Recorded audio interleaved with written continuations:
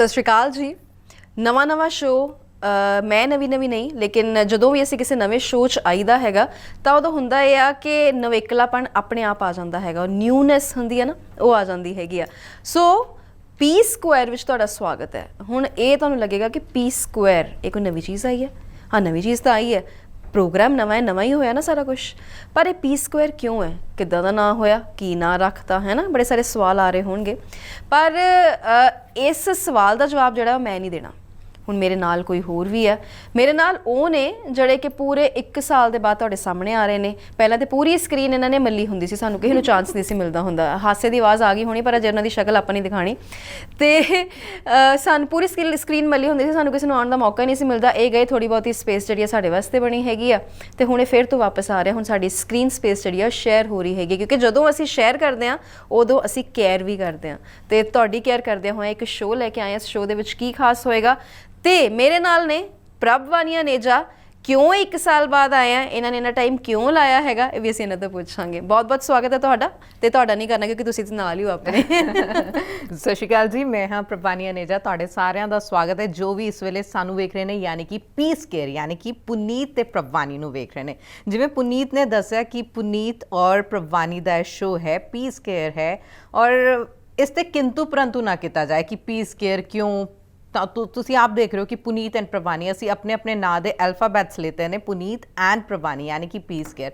ਲੇਕਿਨ ਇਸ ਸ਼ੋਅ ਦੇ ਵਿੱਚ ਅਗਰ ਜਿਨ੍ਹਾਂ ਨੇ ਸਾਡਾ ਟੀਜ਼ਰ ਵੇਖਿਆ ਹੋਵੇਗਾ, ਜਿਨ੍ਹਾਂ ਨੇ ਪ੍ਰੋਮੋ ਦੇਖਾ ਹੋਵੇਗਾ ਇਸ ਸ਼ੋਅ ਦਾ, ਤੇ ਤੁਹਾਨੂੰ ਦੱਸ ਦਈਏ ਕਿ ਇਹ ਸ਼ੋਅ ਤੁਹਾਡਾ ਸ਼ੋਅ ਹੈ, ਇਹ ਸ਼ੋਅ ਸਾਡਾ ਸ਼ੋਅ ਹੈ, ਇਹ ਸ਼ੋਅ ਆਮ ਲੋਕਾਂ ਦਾ ਹੈ, ਇਹ ਸ਼ੋਅ ਹਰ ਕਿਸੇ ਉਸ ਵਰਗ ਦਾ ਹੈ ਜਿਸ ਦੇ ਦਿਲ ਵਿੱਚ ਨੋਰਮਲ ਘਰ ਬੈਠੇ ਆਪਣੇ ਦੋਸਤਾਂ ਨਾਲ, ਆਪਣੇ ਮਾਪਿਆਂ ਨਾਲ, ਆਪਣੇ ਰਿਸ਼ਤੇਦਾਰਾਂ ਨਾਲ, ਆਪਣੇ ਹਾਣੀਆਂ ਨਾਲ ਬੈਠੇ ਕੁਝ ਆਮ ਗੱਲਾਂ ਜਿਹੜੀਆਂ ਸੋਸਾਇਟੀ ਦੇ ਵਿੱਚ ਵਿਚਰ ਰਹੀਆਂ ਹੁੰਦੀਆਂ ਨੇ, ਉਸ ਤੇ ਜਦ ਤੁਸੀਂ ਘਰ ਬੈਠੇ ਆਪਣੀ ਆਮ ਜ਼ਿੰਦਗੀ ਦੇ ਤੌਰ ਤੇ ਇੱਕ ਸਾਦਗੀ ਭਰੀ ਆਵਾਜ਼ ਦੇ ਵਿੱਚ ਜਦ ਚਰਚਾ ਕਰਦੇ ਹੋ, ਉਹ ਸ਼ੋਅ ਅਸੀਂ ਲੈ ਕੇ ਆ ਰਹੇ ਹਾਂ ਪੀ ਸਕੁਆਇਰ, ਜਿੱਥੇ ਗੱਲਬਾਤ ਹੋਵੇਗੀ ਹਰ ਮੁੱਦੇ ਤੇ। ਅਸੀਂ ਪ੍ਰੋਮੋ ਵਿੱਚ ਵੀ ਦੱਸਿਆ ਸੀ, ਯਾਨੀ ਕਿ ਸੈਨੇਟਰੀ ਪੈਡਸ ਤੋਂ ਲੈ ਕੇ ਸਿਆਸਤ ਤੱਕ ਹਰ ਮੁੱਦੇ ਤੇ ਅਸੀਂ ਚਰਚਾ ਕਰਾਂਗੇ। ਚਰਚਾ ਉਨ ਖਬਰਾਂ ਤੇ ਵੀ ਹੋਏਗੀ। ਪੁਨੀਤ ਕੀ ਅਸੀਂ ਦੱਸ ਦਈਏ ਆਪਣੇ ਜਿਹੜੇ ਸਾਡੇ ਵਿਊਅਰਸ ਨੇ ਕਿ ਬਹੁਤ ਵਾਰੀ ਹੁੰਦਾ ਬੀਇੰਗ ਅ ਜਰਨਲਿਸਟ ਹੈ ਨਾ, ਸਾਨੂੰ ਵੀ ਫੀਲ ਹੁੰਦਾ ਕਿ ਅਸੀਂ ਕਈ ਖਬਰਾਂ ਛੱਡ ਦਿੰਦੇ ਹਾਂ। ਇੱਕ ਦਿਨ ਪੜ੍ਹਦੇ ਹਾਂ ਬ੍ਰੇਕਿੰਗ ਦੇ ਤੌਰ ਤੇ, ਅਗਲੇ ਦਿਨ ਉਸ ਦਾ ਸਪੈਸ਼ਲ ਸ਼ੋਅ ਬਣਾਉਂਦੇ ਹਾਂ, ਤੀਜੇ ਦਿਨ ਉਸ ਦੀ ਡਿਬੇਟ ਵੀ ਹੁੰਦੀ ਹੈ, ਚੌਥੇ ਦਿਨ ਉਹ ਠੰਡੇ ਬਸਤੇ ਵਿੱਚ ਚਲਾ ਜਾਂਦਾ। ਇੱਦਾਂ ਦੀ ਮੋਸਟਲੀ ਇੱਦਾਂ ਦੀ ਖਬਰਾਂ ਹੁੰਦੀਆਂ ਨੇ। ਲੇਕਿਨ ਇਸ ਸ਼ੋਅ ਦੇ ਰਾਹੀਂ ਅਸੀਂ ਤੁਹਾਨੂੰ ਉਸ ਖਬਰ ਦਾ ਵਿਸਥਾਰ ਦੱਸਾਂਗੇ ਕਿ ਆਖਿਰ ਉਹ ਬ੍ਰੇਕਿੰਗ ਨਿਊਜ਼ ਦਾ ਫੋਲੋ ਅਪ ਕੀ ਹੋਇਆ, ਉਸ ਖਬਰ ਨੂੰ ਠੰਡੇ ਬਸਤੇ 'ਚ ਕਿਉਂ ਪਾ ਦਿੱਤਾ ਗਿਆ, ਬਾਕੀ ਟੀਵੀ ਚੈਨਲਸ ਉਹ ਖਬਰ ਨੂੰ ਕਿਉਂ ਨਹੀਂ ਵਿਖਾ ਰਹੇ, ਉਹਦੀ ਗਰਾਊਂਡ ਰਿਐਲਿਟੀ ਕੀ ਹੈ, ਉਹ ਖਬਰ ਉਭਰੀ ਕਿਵੇਂ, ਬਣੀ ਕਿਵੇਂ, ਉਸ ਦੀ ਤਹਿ ਤੱਕ ਅਸੀਂ ਲੈ ਕੇ ਤੁਹਾਨੂੰ ਜਾਵਾਂਗੇ। ਤੇ ਜੇ ਤੁਸੀਂ ਸੋਚਦੇ ਹੋ ਕਿ ਕੋਈ ਫਟੀ ਜੀਨ ਦੇ ਉੱਤੇ ਕਮੈਂਟ ਕਰ ਦੇਗਾ ਤੇ ਅਸੀਂ ਚੁੱਪ ਰਵਾਂਗੇ, ਤਾਂ ਤੁਸੀਂ ਗਲਤ ਹੋ। ਜੇ ਤੁਸੀਂ ਸੋਚਦੇ ਹੋ ਕਿ ਕਿਸਾਨ ਸੰਘਰਸ਼ ਬਾਰੇ ਕਿਸੇ ਦਾ ਕੀ ਸਟੈਂਡ ਹੈਗਾ, ਉਹ ਇਹਨਾਂ ਕੁੜੀਆਂ ਦੇ ਸ਼ੋਅ ਦੇ ਵਿੱਚ ਕੀ ਗੱਲਬਾਤ ਹੋਏਗੀ, ਤਾਂ ਵੀ ਤੁਸੀਂ ਗਲਤ ਹੋ।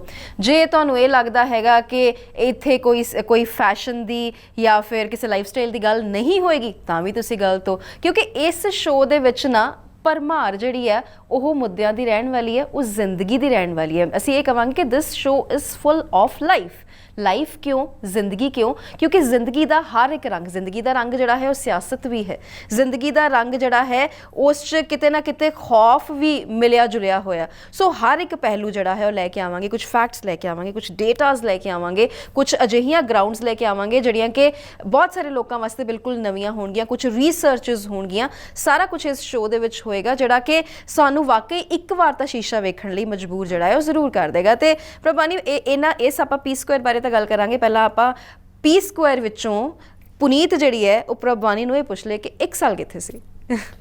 ਮੈਂ 1 ਸਾਲ ਆਪਣੇ ਆਪ ਨੂੰ ਸਮਾਂ ਦੇ ਰਹੀ ਸੀ, ਆਪਣੇ ਆਪ ਨੂੰ ਵੀ ਨਹੀਂ, ਆਪਣੀ ਗ੍ਰਸਤੀ ਨੂੰ ਸਮਾਂ ਦੇ ਰਹੀ ਸੀ।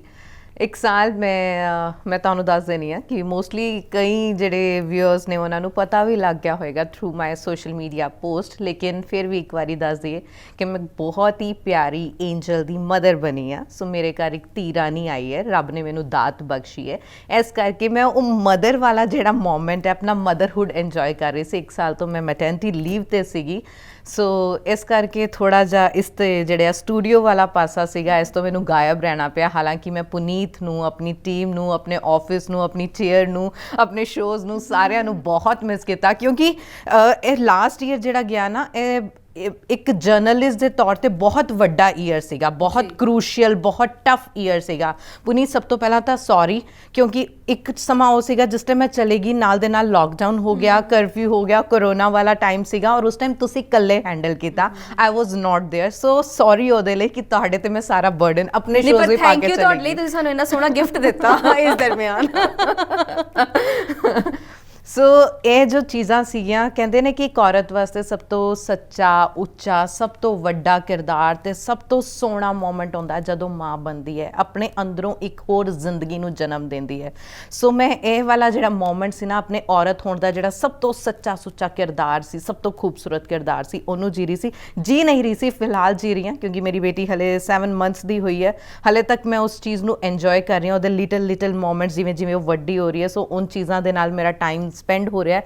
ਹਾਲਾਂਕਿ ਹੁਣ ਵਾਪਸੀ ਜ਼ਰੂਰ ਮੈਂ ਕਰ ਲਈ ਹੈ, ਔਰ ਵਾਪਸੀ ਕਿਸ ਤਰੀਕੇ ਦੇ ਨਾਲ ਹੋ ਰਹੀ ਹੈ ਤੁਸੀਂ ਦੇਖ ਰਹੇ ਹੋ। ਪੁਨੀਤ ਔਰ ਪ੍ਰਭਾਨੀ ਸ਼ੋਅ ਦੇ ਨਾਲ ਹੈ ਵਾਪਸੀ ਹੋ ਰਹੀ ਹੈ, ਹੌਲੀ ਹੌਲੀ ਹੋਵੇਗੀ, ਲੇਕਿਨ ਹਾਂ, ਤੁਹਾਨੂੰ ਪ੍ਰਭਾਨੀ ਵਾਪਸ ਔਨ ਸਕਰੀਨ ਤੇ ਨਜ਼ਰ ਜ਼ਰੂਰ ਆਏਗੀ।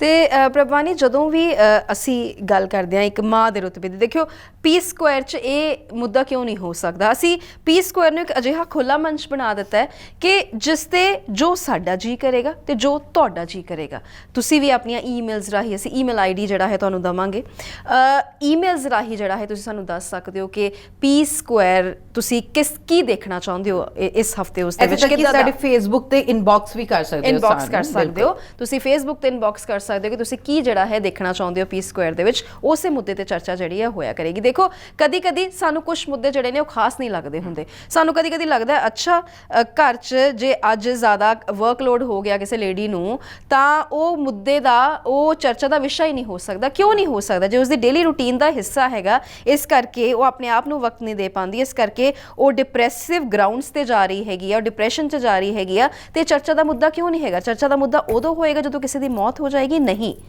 ਅਸੀਂ ਕੋਈ ਕੁਝ ਬਹੁਤ ਬੁਰਾ ਹੋਣ ਤੋਂ ਪਹਿਲਾਂ ਪੀ ਸਕੁਆਇਰ ਉਸ ਨੂੰ ਰੋਕਣ ਦੀ ਕੋਸ਼ਿਸ਼ ਕਰੇਗਾ। ਪੀ ਸਕੁਆਇਰ ਉਸ 'ਤੇ ਗੱਲ ਕਰੇਗਾ। ਜਿਹੜੇ ਲੋਕਾਂ ਨੇ ਕੋਈ ਕਨਫੈਸ਼ਨਸ ਕਰਨੀਆਂ ਨੇ, ਜਿਹੜੇ ਲੋਕ ਆਪਣੀ ਜ਼ਿੰਦਗੀ ਵਿੱਚ ਖੁਦ ਨੂੰ ਇਕੱਲਾ ਮਹਿਸੂਸ ਕਰਦੇ ਨੇ, ਜਿਹੜੇ ਲੋਕ ਇਹ ਸਮਝਦੇ ਨੇ ਕਿ ਉਹਨਾਂ ਨਾਲ ਕੋਈ ਨਹੀਂ, ਉਹਨਾਂ ਨਾਲ ਪੀ ਸਕੁਆਇਰ ਜਿਹੜਾ ਹੈ ਉਹ ਖੜੇਗਾ।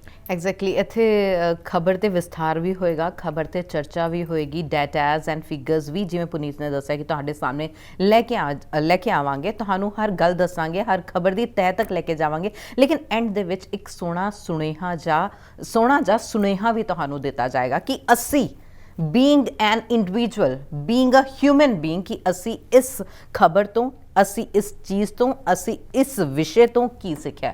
ਕਿਉਂਕਿ ਹਰ ਖਬਰ ਸਾਡੀ ਜ਼ਿੰਦਗੀ ਦੇ ਨਾਲ ਜੁੜੀ ਹੁੰਦੀ ਹੈ, ਭਾਵੇਂ ਉਹ ਕ੍ਰਾਈਮ ਦੇ ਨਾਲ ਰਿਲੇਟਡ ਹੋਵੇ, ਭਾਵੇਂ ਉਹ ਕੋਈ ਸੋਸ਼ਲ ਮੁੱਦਾ ਹੋਵੇ, ਭਾਵੇਂ ਉਹ ਕੋਈ ਪੋਲੀਟੀਕਲ ਬਾਈਟ ਹੋਵੇ, ਭਾਵੇਂ ਉਹ ਕੋਈ ਪੋਲੀਟੀਕਲ ਇਸ਼ੂ ਹੋਵੇ। ਹਰ ਚੀਜ਼, ਇੱਕ ਨੇਤਾ ਵੱਲੋਂ ਦਿੱਤਾ ਗਿਆ ਬਿਆਨ ਵੀ ਨਾ ਸਾਨੂੰ ਕੁਝ ਨਾ ਕੁਝ ਸਿਖਾ ਜਾਂਦਾ। ਸੋ ਹਰ ਖਬਰ ਤੇ ਤੁਹਾਨੂੰ ਇੱਕ ਸੋਹਣਾ ਜਿਹਾ ਸੁਨੇਹਾ ਵੀ ਅਸੀਂ ਲੈ ਕੇ ਆਵਾਂਗੇ।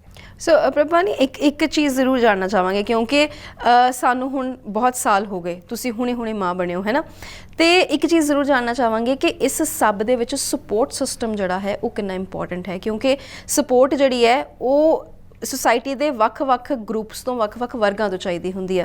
ਭਾਵੇਂ ਸਭ ਤੋਂ ਵੱਧ ਘਰ ਤੋਂ, ਦਫ਼ਤਰ ਤੋਂ, ਫਰੈਂਡਸ ਹੁੰਦੇ ਆ, ਹੋਰ ਲੋਕ ਹੁੰਦੇ ਆ, ਨੇਬਰਸ ਵੀ ਹੁੰਦੇ ਆ, ਇੱਥੋਂ ਤੱਕ ਜਿਹੜੇ ਘਰ ਕੰਮ ਕਰਨ ਵਾਲੇ ਆਉਂਦੇ ਆ ਉਹਨਾਂ ਦੀ ਵੀ ਹੁੰਦੀ ਆ। ਸੋ ਕੁੱਲ ਮਿਲਾ ਕੇ ਇਹ ਸਪੋਰਟ ਸਿਸਟਮ ਜਿਹੜਾ ਹੈ ਕਿੰਨਾ ਕੁ ਮਜ਼ਬੂਤ ਹੋਣਾ ਚਾਹੀਦਾ। ਕਿਉਂਕਿ ਗੱਲ ਇਹ ਆ ਕਿ ਜਦੋਂ ਤੁਹਾਡੇ ਮਨ 'ਚ ਇਹ ਗੱਲ ਸੀ ਕਿ ਜਦੋਂ ਮੇਰੀ ਬੱਚੀ ਥੋੜ੍ਹੀ ਜਿਹੀ ਵੱਡੀ ਹੋਏਗੀ, ਖੁਦ ਨੂੰ ਸਾਂਭਣ ਜੋਗੀ ਹੋਏਗੀ, ਥੋੜ੍ਹਾ ਬਹੁਤ ਖੁਦ ਤੇ, ਅਜੇ ਤੇ ਉਹਨੂੰ ਵੱਡੀ ਹੁੰਦਿਆਂ ਖੈਰ ਬਹੁਤ ਵਕਤ ਲੱਗ ਜਾਣਾ, ਹੁਣੇ ਤੇ ਹੋਈ ਆ ਉਹ, ਹਸਰਤ ਹੈ ਉਸਦਾ ਨਾਮ, ਬਹੁਤ ਖੂਬਸੂਰਤ ਨਾਮ ਰੱਖਿਆ ਹਸਰਤ। ਸੋ ਹਸਰਤ ਜਦੋਂ ਥੋੜ੍ਹਾ ਜਿਹਾ ਹੋਸ਼ ਸੰਭਾਲਣਾ ਸ਼ੁਰੂ ਕਰੇਗੀ, ਅਜੇ ਤਾਂ ਗੋਦੀ 'ਚ ਰਹਿਣਾ ਹੈਗਾ ਉਹਨੇ, ਘੱਟੋ ਘੱਟ 2-3-4 ਮਹੀਨੇ ਤੇ ਅਜੇ ਹੋਰ ਗੋਦੀ 'ਚ ਹੀ ਹੈਗੀ ਆ, ਫਿਰ ਥੋੜ੍ਹਾ ਰਿੜਨਾ ਸ਼ੁਰੂ ਕਰੇਗੀ, ਤੁਰਨਾ ਸ਼ੁਰੂ ਕਰੇਗੀ। ਬਾਕੀ ਹਰ ਬੱਚੇ ਦਾ ਆਪਣਾ ਸਿਸਟਮ ਹੁੰਦਾ। ਤੇ ਤੁਹਾਨੂੰ ਇਹ ਪਤਾ ਸੀਗਾ ਕਿ ਤੁਹਾਨੂੰ ਪਤਾ ਹੈ ਕਿ ਤੁਸੀਂ ਆਪਣਾ ਕੰਮ ਕਰਨ ਕਿੱਥੇ ਜਾਣਾ ਹੈ, ਤੁਹਾਡਾ ਦਫ਼ਤਰ ਜਿਹੜਾ ਹੈ ਉਹ ਤੁਹਾਡੇ ਵਾਸਤੇ ਅਵੇਲੇਬਲ ਹੈ। ਕਿਉਂਕਿ ਸਾਂਝਾ ਟੀਵੀ ਵੱਲੋਂ, FIA ਮੀਡੀਆ ਵੱਲੋਂ ਇਹ ਚੀਜ਼ ਬਹੁਤ ਕਲੀਅਰ ਹੈ ਕਿ ਜਦੋਂ ਵੀ ਕੋਈ ਇਸ ਤਰ੍ਹਾਂ ਦੇ ਗੇੜ 'ਚੋਂ ਆਪਾਂ ਗੇੜ ਤਾਂ ਕਰਕੇ ਕਹਿ ਰਹੇ ਹਾਂ, ਚਾਹੇ ਉਹ ਮੈਟਰਨਿਟੀ ਹੈ, ਚਾਹੇ ਕੋਈ ਡਿਜ਼ੀਜ਼ ਹੈ, ਜਾਂ ਜਿਸ ਤਰ੍ਹਾਂ ਦਾ ਵੀ ਹੈ, ਤਾਂ ਇਹ ਹੈ ਕਿ ਉਸ ਨੂੰ ਕਿਸੇ ਵੀ ਤਰ੍ਹਾਂ ਨਾਲ ਫੋਰਸ ਨਹੀਂ ਕੀਤਾ ਜਾਂਦਾ, ਜਾਂ ਕੋਈ ਇੱਦਾਂ ਦੇ ਇਸ਼ੂਜ਼ ਨਹੀਂ ਹੁੰਦੇ ਜਿਹੜੇ ਬਹੁਤ ਸਾਰੇ ਕਾਰਪੋਰੇਟਸ ਵੱਲੋਂ ਕ੍ਰੀਏਟ ਕੀਤੇ ਜਾਂਦੇ ਨੇ। ਤੇ ਅਦਰਵਾਈਜ਼ ਮੈਟਰਨਿਟੀ ਲੀਵ ਜਿਹੜੀ ਉਹ 3 ਮਹੀਨੇ ਦੀ ਹੁੰਦੀ ਹੈ। ਬਟ ਇੱਥੇ ਪਤਾ ਹੈਗਾ ਕਿ ਜਦੋਂ ਪ੍ਰਭਵਾਨੀ ਆਏਗੀ ਤੇ ਉਹ ਆਏਗੀ ਤਾਂ ਸਾਂਝਾ ਟੀਵੀ ਦੀ ਸਕਰੀਨ ਤੇ ਹੀ ਆਏਗੀ ਵੱਡੀ ਸਪੋਰਟ। ਸੈਕੰਡਲੀ, ਜਦੋਂ ਬੱਚਾ ਰੋਂਦਾ, ਜਦੋਂ ਬੱਚਾ ਕੁਛ ਮੰਗਦਾ, ਜਦੋਂ ਅਜੇ ਮਾਂ ਨਵੀਂ ਪਹਿਲੀ ਵਾਰੀ ਮਾਂ ਬਣੀ, ਉਹਨੂੰ ਸਮਝ ਨਹੀਂ ਆਉਂਦੀ ਕਿ ਬੱਚੇ ਨੂੰ ਸਾਂਭਣਾ ਵੀ ਕਿਸ ਤਰ੍ਹਾਂ, ਉਹਨੂੰ ਚੁੱਕਣਾ ਵੀ ਕਿੱਦਾਂ, ਇੱਧਰੋਂ ਚੱਕਣਾ ਕਿ ਇੱਧਰੋਂ ਚੱਕਣਾ, ਉਹਦਾ ਸਿਰ ਕਿਸ ਤਰ੍ਹਾਂ ਸਾਂਭਣਾ, ਮਾਂ ਨੂੰ ਪਤਾ ਨਹੀਂ ਹੁੰਦਾ। ਉਦੋਂ ਘਰਦਿਆਂ ਦੀ ਸਪੋਰਟ ਕਿੰਨੀ, ਉਹਨੇ ਰਸੋਈ ਵੀ ਸਾਂਭਣੀ, ਉਹਨੇ ਬੱਚਾ ਵੀ ਸਾਂਭਣਾ, ਉਹਨੇ ਸਾਰਾ ਕੁਝ ਕਰਨਾ, ਇੱਥੋਂ ਸਪੋਰਟ ਕਿੰਨੀ, ਮਤਲਬ ਇਹ ਸਾਰੀਆਂ ਜਿਹੜਾ ਸਪੋਰਟ ਸਿਸਟਮ ਹੈ ਕਿੰਨਾ ਜ਼ਿਆਦਾ ਇੰਪੋਰਟੈਂਟ ਹੈ ਇਸ ਪੂਰੇ ਦੇ ਪੂਰੇ ਫੇਜ਼ ਦੇ ਵਿੱਚ। ਪੁਨੀਤ, ਇੱਕ ਚੀਜ਼ ਮੈਨੂੰ ਲੱਗਦਾ ਉਹ ਸਾਰੀ ਚੀਜ਼ਾਂ ਨੂੰ ਡਿਸਕ੍ਰਾਈਬ ਕਰ ਦੇਗੀ, ਲੇਕਿਨ ਅਸੀਂ ਐਲੈਬੋਰੇਟ ਜ਼ਰੂਰ ਕਰਾਂਗੇ। ਲੇਕਿਨ ਮੈਂ ਇੱਕ ਐਗਜ਼ਾਮਪਲ ਦਿੰਦੀ ਹਾਂ। ਕਹਿੰਦੇ ਕਿ ਇੱਕ ਮੁੱਠੀ ਦੇ ਵਿੱਚ ਰੇਤ ਭਰ ਲਓ, ਹੈ ਨਾ, ਤੇ ਮੁੱਠੀ ਬੰਦ ਕਰ ਲਓ, ਉਹ ਰੇਤ ਤੁਹਾਡੀ ਮੁੱਠੀ ਦੇ ਵਿੱਚ ਰਹੇਗੀ। ਜਦੋਂ ਤੁਹਾਨੂੰ ਉਹਨੂੰ ਹੌਲੀ ਹੌਲੀ ਵੀ ਖੋਲਣਾ ਸ਼ੁਰੂ ਕਰੋਗੇ ਨਾ ਤਾਂ ਉਹ ਫਿਸਲਣਾ ਸ਼ੁਰੂ ਹੋ ਜਾਏਗੀ। ਯਾਨੀ ਕਿ ਇਹ 5 ਉਂਗਲੀਆਂ ਦੇ ਨਾਲ ਜਦ ਮੁੱਠੀ ਬਣਦੀ ਹੈ, ਸਾਰਾ ਸਪੋਰਟ ਸਿਸਟਮ ਬਣਦਾ। ਔਰ ਅਗਰ ਇੱਕ ਉਂਗਲੀ ਵੀ ਖੁੱਲ ਜਾਏ ਨਾ ਤਾਂ ਰੇਤ ਫਿਸਲ ਜਾਂਦੀ। ਯਾਨੀ ਕਿ ਉਹ ਇਨਸਾਨ ਜਿਹਨੂੰ ਤੁਹਾਡੇ ਸਪੋਰਟ ਦੀ ਲੋੜ ਹੈ ਨਾ, ਤੇ ਉਹ ਇਨਸਾਨ ਢਹਿਣਾ ਸ਼ੁਰੂ ਹੋ ਜਾਂਦਾ।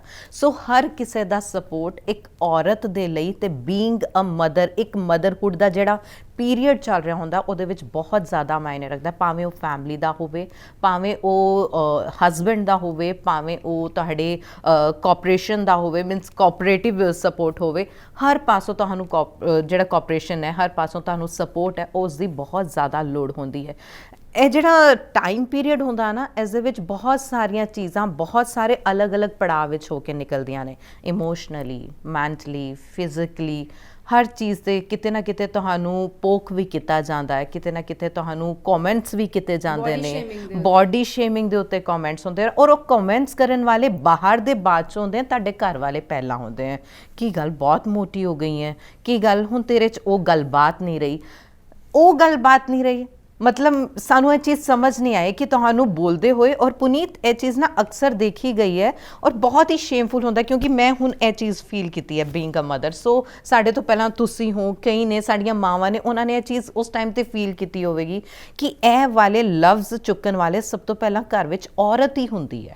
ਆਦਮੀ ਇਹ ਲਫ਼ਜ਼ ਬਾਅਦ 'ਚੋਂ ਵਰਤਦਾ, ਤੂੰ ਤਾਂ ਬਹੁਤ ਮੋਟੀ ਹੋ ਗਈ ਹੈ, ਤੇਰੇ 'ਚ ਉਹ ਗੱਲਬਾਤ ਨਹੀਂ ਰਹੀ। ਮਤਲਬ ਤੁਸੀਂ ਆਪ ਬੱਚਾ ਪੈਦਾ ਕੀਤਾ ਹੈ, ਤੁਸੀਂ ਉਸ ਫੇਸ 'ਚੋਂ ਨਿਕਲੇ ਹੋ, ਤਾਂ ਤੁਸੀਂ ਦੇਖੋ ਕਿ ਤੁਸੀਂ ਕੀ ਗੱਲ ਕਰ ਰਹੇ ਹੋ ਔਰ ਕੀ ਵਰਡਸ ਯੂਜ਼ ਕਰ ਰਹੇ ਹੋ। ਔਰ ਉਹ ਗੱਲਬਾਤ ਕੀ ਇੱਕ ਔਰਤ ਇੱਕ ਚੀਜ਼ ਹੁੰਦੀ ਹੈ, ਮਿਊਜ਼ੀਅਮ ਵਿੱਚ ਰੱਖਿਆ ਇੱਕ ਪੀਸ ਹੁੰਦਾ ਹੈ, ਇੱਕ ਡਾਲ ਦਾ ਨਮੂਨਾ ਹੁੰਦਾ ਹੈ ਕਿ ਤੁਸੀਂ ਉਹਨੂੰ ਜਦ ਵੀ ਦੇਖੋਗੇ ਤਾਂ ਤੁਹਾਨੂੰ ਪਰਫੈਕਸ਼ਨ ਹੀ ਨਜ਼ਰ ਆਏਗੀ। ਅਸੀਂ ਇਸ ਤੇ ਜ਼ਰੂਰ ਆਉਣਾ ਹੈਗਾ। ਮੈਨੂੰ ਇਹ ਲੱਗਦਾ ਹੈਗਾ ਕਿ ਅਸੀਂ ਲੋਕ ਵੀ ਨਾ ਮਸਾਲਾ ਭਾਲਦੇ ਹੈਗੇ ਆ। ਅੱਛਾ, ਦੇਖਿਆ ਕਿੰਨੀ ਮੋਟੀ ਹੋ ਗਈ ਉਹ। ਜੇ ਅਸੀਂ ਅੱਜ ਵੀ, ਜੇ ਅਸੀਂ ਇਸ ਪ੍ਰੋਗਰਾਮ ਨੂੰ ਜਦੋਂ ਆਪਾਂ ਆਪਣੇ ਸੋਸ਼ਲ ਮੀਡੀਆ ਤੇ ਪਾਵਾਂਗੇ ਤਾਂ ਉੱਥੇ ਜੇ ਆਪਾਂ ਇਹ ਲਿਖਾਂਗੇ ਪ੍ਰਭਵਾਨੀ ਮੋਟੀ ਕਿਉਂ ਹੋਈ, ਤੇ ਸਾਰੇ ਖੋਲ ਕੇ ਦੇਖਣਗੇ ਉਸ ਨੂੰ ਕਿ ਇਹ ਕੀ ਹੈ।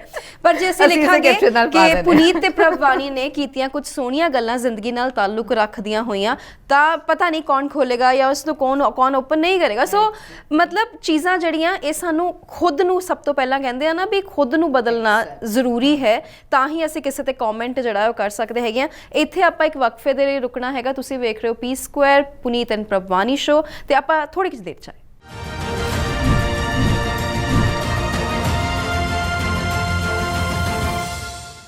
ਸੋ ਬ੍ਰੇਕ ਤੋਂ ਬਾਅਦ ਇੱਕ ਵਾਰੀ ਫਿਰ ਤੋਂ ਸਵਾਗਤ ਹੈ ਤੁਹਾਡਾ ਇੱਕ ਖੂਬਸੂਰਤ ਜੇ ਸੋਹਣੇ ਜੇ ਸ਼ੋਅ ਦੇ ਵਿੱਚ, ਦੋ ਸੋਹਣੀ ਮੁਟਿਆਰਾਂ ਦੇ ਨਾਲ, ਜਿਨ੍ਹਾਂ ਦਾ ਨਾਮ ਹੈ ਪੁਨੀਤ ਐਂਡ ਪ੍ਰਭਵਾਨੀ, ਯਾਨੀ ਕਿ ਪੀਸ ਕੇਅਰ ਦੇ ਵਿੱਚ।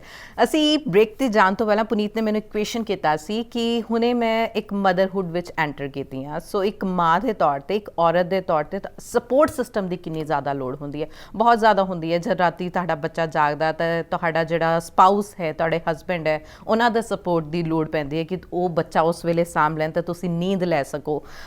ਘਰੇ ਜਿਸ ਟਾਈਮ ਤੁਸੀਂ ਕਿਚਨ ਵਿੱਚ ਸਵੇਰੇ ਕੰਮ ਕਰਨਾ ਹੈ, ਸਾਰਾ ਦਿਨ ਆਪਣੀ ਘਰ ਦੀ ਡਿਊਟੀਜ਼ ਕਰਨੀ ਹੈ, ਬੱਚਾ ਵੀ ਸਾਹਮਣਾ, ਕਿਉਂਕਿ ਬੱਚੇ ਦੇ ਵੀ ਬਹੁਤ ਸਾਰੇ ਕੰਮ ਹੁੰਦੇ ਨੇ। ਸੋ ਉਸ ਵੇਲੇ ਲੋੜ ਹੁੰਦੀ ਹੈ ਕਿ ਘਰੇ ਜਿਹੜੇ ਤੁਹਾਡੇ ਇਨ-ਲॉज ਨੇ ਜਾਂ ਤੁਹਾਡੀ ਫੈਮਿਲੀ ਹੈ, ਤੁਹਾਡੇ ਮਦਰ ਨੇ, ਸਿਸਟਰ ਨੇ, ਉਹ ਤੁਹਾਨੂੰ ਸਪੋਰਟ ਕਰਨ ਬਾਕੀ ਹਾਊਸ ਹੋਲਡ ਚੀਜ਼ਾਂ ਦੇ ਵਿੱਚ, ਤਾਂ ਕਿ ਤੁਹਾਡਾ ਟਾਈਮ ਜੋ ਥੋੜ੍ਹਾ ਬਹੁਤ ਤੁਹਾਡਾ ਰੈਸਟ ਦੇ ਵਿੱਚ ਨਿਕਲ ਸਕੇ।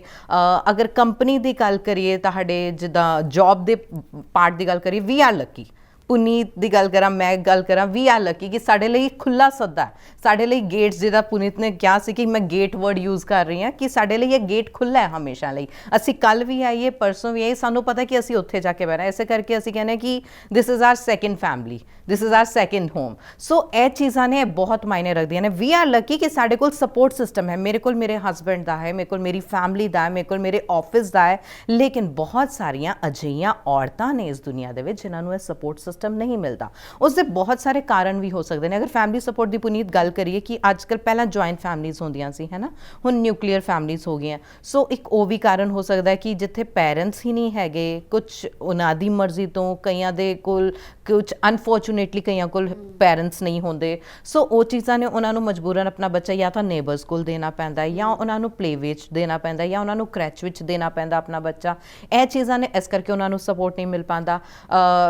ਟਾਈਮ ਦੀ ਗੱਲ ਕਰੀਏ ਕਿ ਅੱਜ ਕੱਲ੍ਹ ਦਾ ਟਾਈਮ ਇੱਦਾਂ ਦਾ ਚੱਲ ਰਿਹਾ ਜਿੱਥੇ ਜੌਬਸ ਘਰ ਬੈਠੇ ਜਾ ਰਹੀਆਂ ਨੇ, ਸਾਡੇ ਕੋਲ ਮਾਰਕੀਟ ਵਿੱਚ ਜੌਬਸ ਨਹੀਂ ਨੇ, ਅੱਛੇ ਐਕਸਪੀਰੀਅੰਸ ਲੋਕ ਘਰੇ ਵਿਹਲੇ ਬੈਠੇ ਹੋਏ ਨੇ, ਅੱਛੀ ਡਿਗਰੀਜ਼ ਲੈ ਕੇ ਘਰੇ ਲੋਕ ਵਿਹਲੇ ਬੈਠੇ ਹੋਏ ਨੇ, ਲੇਕਿਨ ਉਹਨਾਂ ਨੂੰ ਸਪੋਰਟ ਨਹੀਂ ਮਿਲਦਾ। ਮੈਟਰਨਿਟੀ ਲੀਵ ਦੀ ਗੱਲ ਕਰੀਏ ਤਾਂ ਸਾਡੀ ਇੰਡਸਟਰੀ, ਭਾਵੇਂ ਹੁਣ ਉਹ ਮੀਡੀਆ ਦੀ ਹੈ, ਭਾਵੇਂ ਉਹ ਕਿਹੜੀ ਵੀ ਸਟਰੀਮ ਦੀ ਇੰਡਸਟਰੀ ਹੈ, ਇੱਕ ਕੁੜੀ ਨੂੰ ਹਮੇਸ਼ਾ ਹੀ ਉਹਦਾ ਫਿਜ਼ੀਕ ਪ੍ਰੋਪਰ ਹੋਣਾ ਚਾਹੀਦਾ ਹੈ। ਅਗਰ ਉਹਨੇ ਕਿੱਥੇ ਜਾ ਕੇ ਰਿਜ਼ੈਂਬਲ ਕਰਨਾ ਹੈ, ਅਗਰ ਉਹਨੇ ਇੱਕ ਰਿਸੈਪਸ਼ਨ ਤੇ ਵੀ ਬੈਠਣਾ ਹੈ, ਅਗਰ ਉਹਨੇ ਇੱਕ ਕਾਉਂਸਲਰ ਦੇ ਤੌਰ ਤੇ ਵੀ ਜੌਬ ਕਰਨੀ ਹੈ, ਅਗਰ ਉਹਨੇ ਇੱਕ ਟੀਚਰ ਦੇ ਤੌਰ ਤੇ ਵੀ ਜੌਬ ਕਰਨੀ ਹੈ, ਇੱਕ ਜਰਨਲਿਸਟ ਦੇ ਤੌਰ ਤੇ ਵੀ ਜੌਬ ਕਰਨੀ ਹੈ, ਇੱਕ ਡਾਕਟਰ ਦੇ ਤੌਰ ਤੇ ਵੀ ਉਹਨੇ ਜੌਬ ਕਰਨੀ ਹੈ, ਤੇ ਉਹ ਮਦਰ ਬਣ ਕੇ ਜਦ ਵਾਪਸ ਜਾ ਰਹੀ ਹੈ ਤਾਂ ਉਹਦੇ ਲਈ ਇਹ ਗੇਟ ਜਿਹੜਾ ਹੈ ਨਾ, ਇੱਕ ਗੇਟ ਉਹ ਬੰਦ ਕਰ ਦਿੱਤਾ ਜਾਂਦਾ ਕਿ ਜਦ ਤੱਕ ਉਹ ਆਪਣੇ ਵਾਪਸ ਉਸੇ ਰੂਪ ਦੇ ਵਿੱਚ ਨਹੀਂ ਆ ਜਾਂਦੀ, ਤਦ ਤੱਕ ਇਹ ਦਰਵਾਜ਼ੇ ਸ਼ਾਇਦ ਉਹਦੇ ਲਈ ਬੰਦ ਹੋ ਜਾਂਦੇ। ਇੱਕ ਇਹ ਵੀ ਗੱਲ ਹੁੰਦੀ ਹੈ ਕਿ ਜਿਹੜੇ ਲੋਕ ਅਨਮੈਰਿਡ ਹੁੰਦੇ ਨੇ, ਜਿਨ੍ਹਾਂ ਨੂੰ ਅਸੀਂ ਯੂਥ ਕਹਿ ਲੈਂਦੇ ਹਾਂ, ਜਾਂ ਅਸੀਂ ਉਹ ਲੋਕ ਕਹਿ ਦਿੰਦੇ ਹਾਂ ਜਿਨ੍ਹਾਂ ਦੇ ਸਿਰ ਤੇ ਉਨੀਆਂ ਜ਼ਿੰਮੇਵਾਰੀਆਂ ਨਹੀਂ ਹੁੰਦੀਆਂ ਜਿੰਨੀਆਂ ਕਿ ਇੱਕ ਮੈਰਿਡ ਲੋਕਾਂ ਦੇ ਸਿਰ ਤੇ ਹੁੰਦੀਆਂ। ਅੱਜ ਕੱਲ੍ਹ ਫਰੈਸ਼ਰਸ ਲਈ ਜੌਬਸ ਜਿਹੜੀਆਂ ਬਹੁਤ ਜ਼ਿਆਦਾ ਨਿਕਲਦੀਆਂ ਹੈਗੀਆਂ। ਉਸ ਦਾ ਕਾਰਨ ਇਹ ਹੈ ਕਿ ਚਾਹੁੰਦੇ ਆ ਕਿ ਵੀ ਘਰ ਦੀ ਕੋਈ ਰਿਸਪੌਂਸਿਬਿਲਿਟੀ ਨਾ ਹੋਏ। ਜੇ 8 ਘੰਟੇ ਦੀ ਸ਼ਿਫਟ ਹੈਗੀ ਆ, ਉਹ 18 ਦੀ ਵੀ ਲਾ ਲੇ, ਉਸਨੂੰ ਘਰ ਜਾਣ ਦੀ ਜਲਦੀ ਨਾ ਹੋਏ। ਅਜਿਹੀਆਂ ਬਹੁਤ ਸਾਰੀਆਂ ਚੀਜ਼ਾਂ ਜਿਹੜੀਆਂ ਨਿਕਲ ਕੇ ਸਾਹਮਣੇ ਆਉਂਦੀਆਂ। ਤੇ ਪੀਸ ਸਕੁਆਇਰ ਇਸ ਤੇ ਚਰਚਾ ਕਰੇਗਾ। ਤੁਹਾਨੂੰ ਇੱਕ ਗੱਲ ਹੋਰ ਦੱਸਦੀ ਹਾਂ, ਮੈਂ ਆਪਣੇ ਬੇਟੇ ਕੋਲ 3 ਸਾਲ ਬਾਅਦ ਆਈ ਸੀ। 3 ਸਾਲ ਮੇਰਾ ਬੇਟਾ ਆਪਣੀ ਨਾਨੀ ਕੋਲ ਰਿਹਾ ਤੇ ਅਸੀਂ ਜੀਓਗ੍ਰਾਫਿਕਲੀ ਵੀ 250 ਕਿਲੋਮੀਟਰ ਦੂਰ ਸੀ। ਉਹ ਚੰਡੀਗੜ੍ਹ ਸੀ, ਮੈਂ ਦਿੱਲੀ ਸੀ। ਸੋ ਅਜਿਹੇ ਫੇਜ਼ਸ ਦੇ ਵਿੱਚ ਜਦੋਂ ਤੁਸੀਂ ਉਸ ਕੰਡੀਸ਼ਨ 'ਚ ਨਹੀਂ ਹੁੰਦੇ ਕਿ ਇੱਕ ਚੰਗੇ ਲਾਈਫ ਸਟਾਈਲ ਦੇ ਲਈ ਬੱਚੇ ਨੂੰ ਇੱਕ ਚੰਗਾ ਲਾਈਫ ਸਟਾਈਲ ਦੇਣ ਦੇ ਲਈ ਨਾ ਤੁਸੀਂ ਆਪਣੀ ਨੌਕਰੀ ਛੱਡ ਸਕਦੇ ਹੋ, ਨਾ ਤੁਹਾਨੂੰ ਨੌਕਰੀ ਤੋਂ ਟਰਾਂਸਫਰ ਮਿਲਦੀ ਹੈ, ਨਾ ਤੁਸੀਂ ਆਪਣੇ ਬੱਚੇ ਕੋਲ ਜਾ ਸਕਦੇ ਹੋ। ਉਹ ਨਾ ਪੱਖੀ ਜਿਹੜੀ ਹੈ ਉਹ ਤੁਹਾਨੂੰ ਇੰਨੀ ਜ਼ਿਆਦਾ ਇੱਕ ਤੇ ਸਟਰਗਲ ਭਰਪੂਰ ਬਣਾ ਦਿੰਦਾ, ਤੁਹਾਨੂੰ ਹੋਰ ਜ਼ਿਆਦਾ ਤੁਸੀਂ ਕਹਿੰਦੇ ਨਾ ਤੁਸੀਂ ਲੜ ਸਕਦੇ ਹੋ। ਉਸ ਵਕਤ ਤੁਹਾਨੂੰ ਇਸ ਤਰ੍ਹਾਂ ਲੱਗਦਾ ਹੁੰਦਾ ਕਿ ਤੁਹਾਡੇ ਪੈਰਾਂ ਥੱਲੋਂ ਜ਼ਮੀਨ ਖਿਸਕ ਗਈ, ਪਰ ਤੁਸੀਂ ਸਟਰੋਂਗ ਹੋ ਰਹੇ ਹੁੰਦੇ ਹੋ, ਤੁਹਾਨੂੰ ਲੜਨਾ ਆ ਰਿਹਾ ਹੁੰਦਾ ਹੈ ਤੇ ਤੁਸੀਂ ਅੱਗੇ ਆਪਣੇ ਬੱਚਿਆਂ ਨੂੰ ਵੀ ਉਹੀ ਸਿਖਾਉਂਦੇ ਹੋ। ਕਿਉਂਕਿ ਪਰਵਰਿਸ਼ ਜਿਹੜੀ ਹੈ ਨਾ ਅੱਜ ਦੀ ਤਰੀਕ ਦੇ ਵਿੱਚ, ਕਿਉਂਕਿ ਵਾਣੀ ਵੀ ਅਜੇ ਬਹੁਤ ਸਾਰੀਆਂ ਚੀਜ਼ਾਂ ਇਹ ਅਸੀਂ ਕਹਿੰਦੇ ਹਾਂ ਨਾ ਕਿ ਅਸੀਂ ਬੱਚਿਆਂ ਨੂੰ ਸਿਖਾਉਂਦੇ ਹਾਂ, ਯਕੀਨ ਮੰਨੋ ਬਹੁਤ ਸਾਰੀਆਂ ਚੀਜ਼ਾਂ ਜਿਹੜੀਆਂ ਨੇ ਅਸੀਂ ਸਿੱਖਦੇ ਹਾਂ ਬੱਚਿਆਂ ਤੋਂ। ਉਹ ਆਪਣੀ ਇੱਕ 7 ਮਹੀਨੇ ਦੀ ਬੱਚੀ ਤੋਂ ਇੰਨਾ ਕੁਝ ਸਿੱਖ ਸਕਦੀ ਹੈ, ਯੂ ਕਾਂਟ ਈਵਨ ਇਮੈਜਿਨ, ਹੈ ਨਾ। ਜਿਹੜੀਆਂ ਮਾਵਾਂ ਹੈਗੀਆਂ ਨੇ ਉਹ ਸਮਝ ਰਹੀਆਂ ਨੇ ਕਿ ਮੈਂ ਕੀ ਗੱਲ ਕਹਿ ਰਹੀ ਹੈਗੀ ਹਾਂ। ਸੋ ਜਜ਼ਬਾਤਾਂ ਦਾ ਪ੍ਰੋਗਰਾਮ ਹੈਗਾ ਇਹ। ਜੇ ਕਿਸੇ ਪੋਲੀਟੀਕਲ ਸਟੇਟਮੈਂਟ ਤੇ ਵੀ ਗੱਲ ਹੋਏਗੀ, ਕਹਿੰਦੇ ਆ ਨਾ ਕਿ it's political, there is nothing emotional about it. No, ਜਿਹੜੀ ਚੀਜ਼ ਲੋਕਾਂ ਦੇ ਸਰੋਕਾਰ ਨਾਲ ਜੁੜੀ ਹੋਈ ਹੈ, ਜਿਹੜੀ ਚੀਜ਼ ਵਿਕਾਸ ਨਾਲ ਜੁੜੀ ਹੋਈ ਹੈ, ਜੇ ਪ੍ਰਵਾਸੀ ਮਜ਼ਦੂਰ ਟੈਚੀ ਤੇ ਪਾ ਕੇ ਲੈ ਕੇ ਕਿਸੇ ਛੋਟੇ ਜਿਹੇ ਬੱਚੇ ਨੂੰ ਲੈ ਕੇ ਜਾ ਰਿਹਾ ਹੈ, ਜੇ ਉਸ ਤੇ ਸਰਕਾਰ ਕੁਛ ਨਹੀਂ ਕਰ ਰਹੀ ਹੈ, ਜੇ ਉਹਨਾਂ ਵਾਸਤੇ ਪ੍ਰੋਪਰ ਗੱਡੀਆਂ ਨਹੀਂ ਚਲਾਈਆਂ ਜਾ ਰਹੀਆਂ, ਜੇ ਉਹਨਾਂ ਵਾਸਤੇ ਪ੍ਰੋਪਰ ਪ੍ਰਬੰਧ ਨਹੀਂ ਕਰ ਰਹੇ, ਤਾਂ there is emotional about it. If there is political about it, there has to be emotional about it. ਜੇ ਅੱਜ ਕਿਸਾਨ ਸੜਕਾਂ ਤੇ ਹੈ, ਜੇ ਅੱਜ ਕਿਸਾਨ ਮਹਾਸੰਘਰਸ਼ ਕਰ ਰਹੇ ਨੇ, ਉਸ ਦੇ ਵਿੱਚ ਜੇ ਪਲੱਸ ਵੀ ਨੇ, ਜੇ ਕੁਝ ਮਾਈਨਸ ਵੀ ਲੋਕ ਗਿਣਾਉਂਦੇ ਨੇ, ਤੇ ਉਹਨਾਂ ਦੋਵਾਂ ਪੱਖਾਂ ਬਾਰੇ ਜਿਹੜੀ ਹੈ ਗੱਲ ਹੋਏਗੀ। ਪੱਖਪਾਤ ਜਿਹੜਾ ਹੈ ਉਹ ਬਿਲਕੁਲ ਇੱਥੇ ਨਹੀਂ ਕੀਤਾ ਜਾਏਗਾ। ਐਂਡ ਇਸ ਦੀ ਇਮੋਸ਼ਨਲ ਵੈਲਿਊ ਜਿਹੜੀ ਹੈ ਪੀ ਸਕੁਆਇਰ ਦੇ ਵਿੱਚ, ਜਿਹੜੀਆਂ ਨਾਰਮਲੀ ਖਬਰ ਦਿਖਾਈ, ਅੱਗੇ ਲੰਘੇ, ਇਸਨੇ ਕੀ ਕਿਹਾ, ਅੱਗੇ ਲੰਘੇ, ਇਸ ਦਾ ਕੀ ਰਿਐਕਸ਼ਨ ਰਿਹਾ, ਅੱਗੇ ਲੰਘੇ, ਪੋਲੀਟੀਕਲ ਬਾਈਟਸ ਆਈਆਂ, ਅੱਗੇ ਲੰਘੇ, ਪਰ ਵਾਟ about the emotion in it? ਇਸ 'ਚ ਜਜ਼ਬਾਤ ਕਿੱਥੇ ਗਏ? ਮਰ ਗਏ, ਖਤਮ ਕਰਤੇ, ਗੱਲ ਹੀ ਨਹੀਂ ਕੀਤੀ। ਉਸੇ ਤੇ ਗੱਲ ਹੋਏਗੀ ਪੀ ਸਕੁਆਇਰ। ਐਗਜ਼ੈਕਟਲੀ, ਕਿਉਂਕਿ ਅਸੀਂ ਅਕਸਰ ਜ਼ਿਕਰ ਕਰਦੇ ਹਾਂ ਔਰ ਫੀਲ ਵੀ ਕਰਦੇ ਹਾਂ ਕਿ ਜਿਹੜੇ ਸਿਆਸਤਦਾਨ ਨੇ, ਜਿਹੜੇ ਪੋਲੀਟੀਸ਼ੀਅਨਸ ਨੇ, ਉਹ ਹਰ ਚੀਜ਼ 'ਤੇ ਆਪਣੀ ਰਾਜਨੀਤਿਕ ਰੋਟੀਆਂ ਸੇਕਦੇ ਨੇ। ਹਰ ਚੀਜ਼ 'ਤੇ, ਭਾਵੇਂ ਉਹ ਲਾਸ਼ ਹੋਵੇ, ਭਾਵੇਂ ਉਹ ਜਨਮ ਹੋਵੇ, ਭਾਵੇਂ ਮੌਤ ਹੋਵੇ, ਹਰ ਚੀਜ਼ 'ਤੇ ਬਿਆਨਬਾਜ਼ੀ ਹੁੰਦੀ ਹੈ, ਹਰ ਚੀਜ਼ 'ਤੇ ਰਾਜਨੀਤਿਕ ਰੋਟੀਆਂ ਸੇਕੀਆਂ ਜਾਂਦੇ ਨੇ। ਲੇਕਿਨ ਉਹ ਕਿਉਂ ਭੁੱਲ ਜਾਂਦੇ ਨੇ ਕਿ ਉਹ ਇੱਕ ਨੇਤਾ, ਇੱਕ ਰਾਜਨੇਤਾ ਹੋਣ ਤੋਂ ਪਹਿਲਾਂ ਇੱਕ ਇਨਸਾਨ ਨੇ, ਕਿ ਇਨਸਾਨ ਦੇ ਅੰਦਰ ਦਾ ਜਿਹੜਾ ਇਮੋਸ਼ਨਸ ਹੁੰਦਾ ਹੈ, ਜਿਹੜੇ ਅੰਦਰ ਦੀ ਰੂਹ ਹੁੰਦੀ ਹੈ, ਆਤਮਾ ਹੁੰਦੀ ਹੈ, ਕਿ ਉਹ ਮਰ ਚੁੱਕੀ ਹੁੰਦੀ ਹੈ, ਕਿ ਉਹਨਾਂ ਨੂੰ ਉਹ ਜਜ਼ਬਾਤ ਸਮਝ ਨਹੀਂ ਆਉਂਦੇ, ਕਿ ਜਿਹੜਾ ਸਾਹਮਣੇ ਵਾਲਾ ਜਿਹਦੇ ਤੇ ਅਸੀਂ ਬਿਆਨਬਾਜ਼ੀਆਂ ਕਰ ਰਹੇ ਹਾਂ, ਉਹਦੀ ਲਾਸ਼ ਸਾਹਮਣੇ ਪਈ ਹੈ, ਕਿ ਉਹ ਵੀ ਇੱਕ ਇਨਸਾਨ ਸੀ, ਕਿਸੇ ਦਾ ਪੁੱਤ ਹੋਵੇਗਾ, ਕਿਸੇ ਦਾ ਪਿਓ ਹੋਵੇਗਾ, ਕਿਸੇ ਦਾ ਭਰਾ ਹੋਵੇਗਾ, ਕਿਸ ਤਰੀਕੇ ਦੇ ਨਾਲ ਅਸੀਂ ਇਹ ਬਿਆਨਬਾਜ਼ੀਆਂ ਕਰ ਰਹੇ ਹਾਂ। ਸੋ ਜ਼ਿਕਰ ਹੋਵੇਗਾ ਇਨ ਚੀਜ਼ਾਂ ਦਾ ਕਿ ਆਖਰ ਉਹ ਤੁਹਾਡੇ ਜਿਹੜੇ ਅੰਦਰ ਦਾ ਹਿਊਮਨ ਬੀਇੰਗ ਹੈ ਉਹ ਕਿੱਥੇ ਹੈ। ਤੇ ਫਿਰ ਮੈਨੂੰ ਇਹ ਦੱਸੋ ਕਿ ਆਪਾਂ ਇਸ ਤੋਂ ਥੋੜਾ ਜਿਹਾ ਹਟਦੇ ਹਾਂ, ਕਿਉਂਕਿ ਪ੍ਰੋਗਰਾਮ ਜਿਹੜਾ ਹੈ ਹੁਣ ਥੋੜਾ ਲਾਈਟ ਮੂਡ ਤੇ ਲੈ ਕੇ ਜਾਵਾਂਗੇ, ਕਿਉਂਕਿ ਵਕਤ ਬਹੁਤ ਥੋੜਾ ਰਹਿ ਗਿਆ, ਚੰਦ ਮਿੰਟ ਰਹਿ ਗਏ ਕਿ ਹਸਰਤ ਨੇ ਮਾਸੀ ਕਦੋਂ ਬੋਲਣਾ ਹੈ, ਪੁਨੀਤ ਮਾਸੀ ਕਦੋਂ ਬੋਲਣਾ ਹੈ। ਉਹ ਤੁਸੀਂ ਮੈਨੂੰ ਲੱਗਦਾ ਉਹ ਤੋਂ ਆਪੇ ਪੁੱਛ ਲਿਓ ਉਹਨੇ, ਲੇਕਿਨ ਹਲੇ ਉਹਨੇ ਫਿਲਹਾਲ ਤਾਂ ਬਹੁਤ ਹੀ ਪਿਆਰਾ ਮੋਮੈਂਟ ਹੋਇਆ ਹੈ। ਮੈਂ ਜਸਟ ਰੈਡੀ ਹੋਈ ਸੀ ਔਰ ਉਹ ਮੋਮੈਂਟ ਲਾਸਟ ਮੰਥ ਦਾ ਹੈ। ਮੈਨੂੰ ਲੱਗਦਾ ਕਿ ਮੈਂ ਸ਼ਾਇਦ ਡਿਸਕਸ ਵੀ ਕੀਤਾ ਸੀ। ਮੈਂ ਰਾਤੀ ਰੈਡੀ ਹੋ ਰਹੀ ਸੀ, ਕੁਛ ਨਹੀਂ ਤੇ ਰਾਤ ਦੀ ਗੱਲ ਹੈ, ਆਪਣਾ ਫੇਸ ਵਾਸ਼ ਕਰਕੇ ਆਪਣੇ ਬੈੱਡ ਤੇ ਜਾਣੀ ਸੀ, ਆਪਣੀ ਬੈੱਡ ਟਾਈਮ ਰੂਟੀਨ ਤੇ ਸੀਗੀ ਔਰ ਉਹ ਆਪਣੇ ਪਾਪਾ ਕੋਲ ਸੀਗੀ, ਖੇਲ ਰਹੀ ਸੀ। ਇੱਕਦਮ ਉਹਨੇ ਜਸਟ ਮੇਰੇ ਵੱਲ ਵੇਖਿਆ ਔਰ ਇੰਨੀ ਜ਼ੋਰ ਦੀ ਬੋਲਿਆ ਮੰਮਾ। ਓਕੇ। ਔਰ ਉਹ ਮੋਮੈਂਟ ਮੀਨਸ ਪੁਨੀਤ ਕਿ ਮੈਂ ਆਪਣੇ ਸ਼ਬਦਾਂ 'ਚ ਉਹਨੂੰ ਡਿਸਕ੍ਰਾਈਬ ਨਹੀਂ ਕਰ ਸਕਦੀ, ਦੈਟ ਇਜ਼ ਬਿਯੋਂਡ ਵਰਡਸ। ਅੱਛਾ, ਫਿਰ ਇਹ ਵੀ ਗੱਲ ਹੈ, ਜਦੋਂ ਤੁਸੀਂ ਉਹਨੂੰ ਕਹੋਗੇ ਨਾ ਤਾਂ ਬੋਲ, ਉਦੋਂ ਨਹੀਂ ਬੋਲੇਗੀ, ਐਗਜ਼ੈਕਟਲੀ ਨਹੀਂ ਬੋਲੇਗੀ। ਔਰ ਆਪਣੇ ਆਪ ਆਪਣੀ ਮਰਜ਼ੀ। ਉਸ ਦਿਨ ਥੋੜੇ ਦਿਨ ਪਹਿਲਾਂ ਗੈਸਟ ਆਏ ਸੀਗਾ ਤਾਂ ਰੋਈ ਜਾ ਰਹੀ ਸੀ ਔਰ ਉਹਨਾਂ ਨੇ ਚੱਕਿਆ ਤਾਂ ਇੱਕਦਮ ਮੈਂ ਕਿਚਨ ਵੀ ਸੀ ਤਾਂ ਆਵਾਜ਼ ਮਾਰੀ ਮੰਮਾ। ਮੀਨਸ ਇਹ ਜਿਹੜੇ ਮੋਮੈਂਟਸ ਨੇ ਇਹ ਬਹੁਤ ਹੀ ਪਿਆਰੇ ਨੇ ਔਰ ਉਹ ਚੀਜ਼ ਬਹੁਤ ਅੱਛੀ ਲੱਗਦੀ ਹੈ। ਕਈ ਵਾਰ ਤਾਂ ਤੁਹਾਨੂੰ ਲੱਗਦਾ ਕਿ ਯਾਰ ਬਸ ਥੋੜੀ ਦੇਰ ਤੱਕ ਕਿਸੇ ਕੋਲ ਚਲੀ ਜਾ, ਲੇਕਿਨ ਉਹ ਅੱਛਾ ਲੱਗਦਾ ਕਿ ਜਿਸ ਟਾਈਮ ਤੇ 10 ਜਣੇ ਘਰ ਦੇ ਵੀ ਬੈਠੇ ਨੇ ਨਾ, ਤੁਹਾਡਾ ਬੱਚਾ ਤੁਹਾਡੇ ਵੱਲ ਵੇਖ ਰਿਹਾ ਹੁੰਦਾ, ਤੁਹਾਨੂੰ ਉਡੀਕ ਰਿਹਾ ਹੁੰਦਾ ਕਿ ਕਦ ਮੇਰੀ ਮਾਂ ਆਏਗੀ ਤੇ ਮੈਨੂੰ ਚੱਕੇਗੀ, ਮੈਂ ਆਪਣੀ ਮਾਂ ਕੋਲ ਜਾਣਾ। ਸੋ ਉਹ ਜਿਹੜਾ ਮਦਰ ਔਰ ਬੱਚੇ ਦਾ ਬੌਂਡ ਹੁੰਦਾ ਨਾ, ਭਾਵੇਂ ਉਹ ਸਨ ਹੋਵੇ ਭਾਵੇਂ ਡਾਟਰ ਹੋਵੇ, ਉਹ ਜਿਹੜਾ ਬੌਂਡ ਹੈ ਉਹਨੂੰ ਸ਼ਬਦਾਂ 'ਚ ਬਿਆਨ ਹੀ ਨਹੀਂ ਕੀਤਾ ਜਾ ਸਕਦਾ। ਸਹੀ ਕਹਿੰਦੇ ਨੇ ਕਿ ਅੱਜ ਪਤਾ ਚੱਲ ਰਿਹਾ ਕਿ ਮਾਵਾਂ ਕਿਉਂ ਕਹਿੰਦੀਆਂ ਨੇ ਕਿ ਜਦ ਤੁਸੀਂ ਆਪ ਮਾਂ ਬਣੋਗੀ ਨਾ, ਤੁਹਾਨੂੰ ਪਤਾ ਚੱਲੇਗਾ ਕਿ ਬੱਚੇ ਕਿੱਦਾਂ ਪਾਲੇ ਜਾਂਦੇ ਨੇ ਔਰ ਮਾਂ ਔਰ ਬੱਚੇ ਦੇ ਆਪਸ ਦਾ ਰਿਸ਼ਤਾ ਕੀ ਹੁੰਦਾ। ਇਹ ਰਿਸ਼ਤਾ ਇੱਕ ਅਜਿਹਾ ਰਿਸ਼ਤਾ ਮੈਨੂੰ ਲੱਗਦਾ ਕਿ ਰੱਬ ਨੇ ਇੱਕ ਅਲੱਗ ਹੀ ਚੀਜ਼ ਘੜੀ ਹੈ ਜਿਸ ਨੂੰ ਨਾ ਸ਼ਬਦਾਂ 'ਚ ਬਿਆਨ ਕੀਤਾ ਜਾ ਸਕਦਾ। ਅੱਜ ਜਿਹੜੀ ਪ੍ਰਵਾਨੀ ਬੈਠੀ ਹੈ ਔਰ 1 ਸਾਲ ਪਹਿਲਾਂ ਜਿਹੜੀ ਤੁਸੀਂ ਪ੍ਰਵਾਨੀ ਦੇਖੀ ਸੀ ਨਾ, ਹੋ ਸਕਦਾ ਹੈ ਕਿ ਜਿਹੜਾ ਮੇਰਾ ਸਟੂਡੀਓ ਵਾਲਾ ਫੇਸ ਹੈ ਇਹ ਸੇਮ ਹੋਵੇ, ਲੇਕਿਨ ਤੁਸੀਂ ਅਗਰ ਮੈਨੂੰ ਪਰਸਨਲੀ ਕੋਈ ਮੈਨੂੰ ਅਗਰ ਜਾਣਦਾ, ਜਿਹੜੇ ਮੇਰੇ ਵਿਊਅਰਸ ਸ਼ੋਅ ਦੇਖ ਰਹੇ ਨੇ, ਅੱਜ ਇਹ ਪ੍ਰਵਾਨੀ ਬਹੁਤ ਚੇਂਜਡ ਹੈ। ਪਹਿਲੇ ਪ੍ਰਵਾਨੀ ਸ਼ਾਰਟ ਟੈਂਪਰਡ ਸੀ, ਗੁੱਸੇ ਵਾਲੀ ਸੀ, ਇਮੋਸ਼ਨਸ ਥੋੜੇ ਜਿਹੇ ਘੱਟ ਸੀਗੇ, ਇਮੋਸ਼ਨ ਸੀਗੇ ਲੇਕਿਨ ਘੱਟ ਸੀ। ਅੱਜ ਉਹਦੇ ਸਿਰਫ ਪਿਆਰ ਹੀ ਪਿਆਰ ਹੈ। ਮੈਨੂੰ ਗੁੱਸਾ ਨਹੀਂ ਆਉਂਦਾ ਪੁਨੀਤ, ਹੁਣ ਮੈਂ ਬਹੁਤ ਠੰਡੀ ਹੋ ਗਈ ਹਾਂ। ਸ਼ਾਇਦ ਇਹ ਕਿ ਇੱਕ ਮਾਂ ਬਣਨ ਦਾ ਕਰ ਸ਼ਾਇਦ ਤੁਸੀਂ ਮੈਨੂੰ ਦੱਸੋ। ਨਹੀਂ, ਰੱਬ ਕਰੇ ਕਿਸੇ ਨਾਲ ਵੀ ਕੋਈ ਖੜਕਾ ਦੜਕਾ ਨਾ ਕਰਾਵੇ ਔਰ ਇਹ ਜ਼ਿੰਦਗੀ ਜਿਹੜੀ ਉਹ ਪਿਆਰ ਦੇ ਨਾਲ ਇਸੇ ਤਰੀਕੇ ਦੇ ਨਾਲ ਲੰਘੇ। ਇੱਕ ਚੀਜ਼ ਹੋਰ, ਅਸੀਂ ਅਕਸਰ ਮਾਂ ਨੂੰ ਅਸੀਂ ਕਹਿੰਦੇ ਆ ਕਿ ਅਸੀਂ ਹਮੇਸ਼ਾ ਉੱਚਾ ਦਰਜਾ ਦਿੰਦੇ ਆ, ਹੈ ਨਾ। ਅਸੀਂ ਕਦੀ ਵੀ ਅੰਡਰਰੇਟ ਨਹੀਂ ਕਰ ਸਕਦੇ ਮਾਂ ਜਿਹੜਾ ਲਫ਼ਜ਼ ਹੈਗਾ, ਪਰ ਅਸੀਂ ਅੰਡਰਰੇਟ ਨਹੀਂ, ਪਰ ਅਸੀਂ ਪਿਓ ਨੂੰ ਵੀ ਨਹੀਂ ਕਰ ਸਕਦੇ, ਹੈ ਨਾ। ਅਸੀਂ ਪਾਪਾ ਦੀ ਵੀ ਗੱਲ ਕਰਨੀ ਹੈ, ਜਿਹੜੇ ਪਹਿਲੇ ਟਾਈਮ ਪਾਪਾ ਬਣੇ, ਕਿਉਂਕਿ ਅਸੀਂ ਮਾਂ ਨਾਲ ਰਿਸ਼ਤਾ ਏ, ਮਾਂ ਰੱਬ ਦਾ ਰੂਪ, ਇਹ ਸਾਰੀਆਂ ਗੱਲਾਂ ਸਮਝ ਆਉਂਦੀਆਂ ਵੀ ਪਿਓ ਵੀ ਬਹੁਤ ਕੁਛ ਹੈ, ਇੱਦਾਂ ਦੀ ਕੋਈ ਗੱਲ ਨਹੀਂ ਹੈਗੀ। ਮਤਲਬ ਜਦੋਂ ਖੁਦ ਦੀ ਜੇਬ ਖਾਲੀ ਹੋਵੇ ਨਾ, ਫਟੀ ਵੀ ਹੋਵੇ, ਤੇ ਬੱਚੇ ਵਾਸਤੇ ਬੈਸਟ ਚੀਜ਼ ਆਉਂਦੀ ਹੈਗੀ ਆ, ਖੁਦ ਦੀਆਂ ਨਾ ਵੀ ਘਸੀਆਂ ਹੋਈਆਂ ਵੀ ਹੋਣ, ਖੁਦ ਦੇ ਪੈਰਾਂ ਦੇ ਛਾਲੇ ਵੀ ਹੋਣ, ਪਰ ਬੱਚਾ ਆਵਾਜ਼ ਦੇ, ਜਿੱਥੋਂ ਮਰਜ਼ੀ ਤੁਰ ਕੇ ਆਏਗਾ, ਜੋ ਚੀਜ਼ ਚਾਹੀਦੀ ਹੋਏਗੀ ਲੈ ਕੇ ਆਏਗਾ। ਸੋ ਪਿਓ ਦਾ ਵੀ ਕਿਰਦਾਰ ਡਿਸਕਸ ਕਰਨਾ ਮਿੰਟ 2 ਮਿੰਟ ਬੱਚੇ ਜ਼ਰੂਰੀ ਹੈ। ਪੁਨੀਤ, ਅੱਜ ਨਾ ਮੈਂ ਬਹੁਤ ਵੱਡੀ ਗੱਲ ਸਕਰੀਨ ਤੇ ਸ਼ੇਅਰ ਕਰਨ ਜਾ ਰਹੀ ਹਾਂ। ਮੈਨੂੰ ਲੱਗਦਾ ਹੈ ਕਿ ਉਹ ਗੱਲ ਇੱਕ ਤਾਂ ਮੇਰੀ ਪਰਸਨਲ ਲਾਈਫ ਦੇ ਨਾਲ ਜੁੜੀ ਹੋਈ ਹੈ ਔਰ ਦੁਨੀਆ ਦੇ ਵਿੱਚ ਬਹੁਤ ਸਾਰੇ ਇਹੋ ਜਿਹੇ ਫਾਦਰਸ ਹੋਣਗੇ ਜੋ ਇਸ ਨਾਲ ਰਿਲੇਟ ਕਰ ਸਕਦੇ ਆ।